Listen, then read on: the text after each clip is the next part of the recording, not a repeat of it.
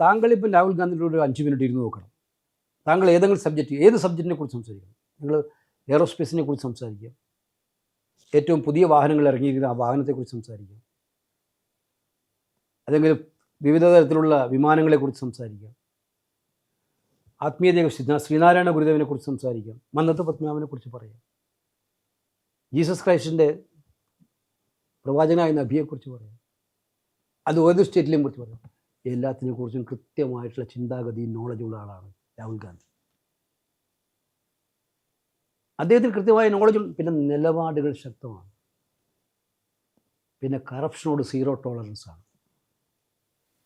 അത്തരം പക്ഷേ ഇതല്ല പ്രൊജക്റ്റ് ചെയ്യപ്പെടുന്നത്. അദ്ദേഹം വെല്ലുവിളിച്ചു കഴിഞ്ഞ തെരഞ്ഞെടുപ്പ് ചർച്ചയിൽ, വോട്ടുമായി ബന്ധ വോട്ട് ചോരിയുമായി അമിത്ഷായോട് ചോദിച്ചു, നമുക്ക് ഒന്നിച്ചിരിക്കാൻ ചർച്ച ചെയ്യാം. എൻ്റെ പത്രസമ്മേളനത്തെക്കുറിച്ച് നിങ്ങൾ തെറ്റ് പറയുകയാണല്ലോ. എത്ര പത്രസമ്മേളനം രാഹുൽ ഗാന്ധി നടത്തി ഈ കഴിഞ്ഞ 10 കൊല്ലത്തിനിടെ നിങ്ങൾ എടുത്തു നോക്കിയോ?